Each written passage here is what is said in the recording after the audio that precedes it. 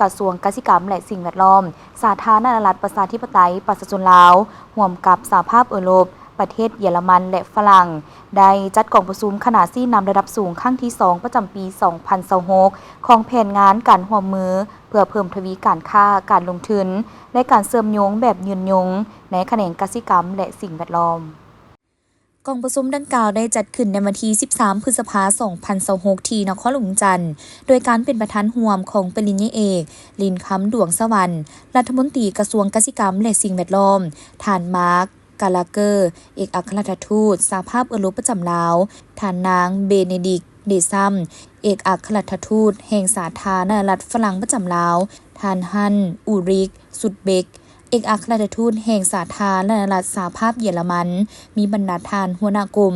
ห้องหัวหน้ากรมผู้ต่างหน้าจากกระทรวงที่เกี่ยวข้องคู่ร่วมพัฒนาและองค์การจัดตั้งสากลเข้าร่วมสำหรับแผนงานการร่วมมือเพื่อเพิ่มทวีการค้าการลงทุนและการเชื่อมโยงแบบยืนยงในแขนงเกษตรกรรมและสิ่งแวดล้อมเป็นแผนงานใหญ่ที่มีความสำคัญในการส่งเสริมการผลิตเกษตรกรรมที่ยืนยงทนทานต่อสภาพอากาศและปรับปรุงสภาพแวดล้อมทางธุรกิจเป้าหมายหลักแม่นแน่ใส่การพัฒนาตองโซ่มูลค่าที่ยืนยงสำหรับกาแฟสาและผลิตภัณฑ์จากป่าไม้พร้อมกันนั้นยังมุ่งเน้นการส่งเสริมโภชนาการและปรับปรุงชีวิตการเป็นอยู่ของประชาชนบรรดาเผ่าและกลุ่มชาวเกษตรกรขนาดน้อยให้ดีขึ้นในกองประชุมท่านรัฐมนตรีกระทรวงเกษตรกรรมและสิ่งแวดล้อมได้ยกให้เห็นถึงผลสำเร็จที่พ้นเด่นเป็นต้นแมนการสร้างความเข้มแข็งให้แก่ตองโซมูลค่ากาแฟและชาอยู่ภาคเหนือของลาวให้เป็นที่ฮู้จักในตลาดสากลอีกหนึ่งผลสำเร็จประวัติศาสตร์แม่นการปรับปรุงระบบการค้ำประกันความถูกต้องตามกฎหมายของไม้และการจดทะเบียนอุทยานแห่งชาติหินน้ำนอเป็นมรดกโลก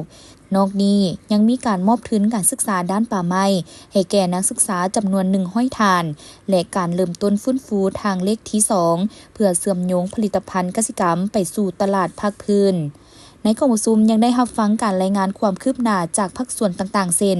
เวียกงานกรีนคับและโครงการโปรเฟฟพร้อมนั้น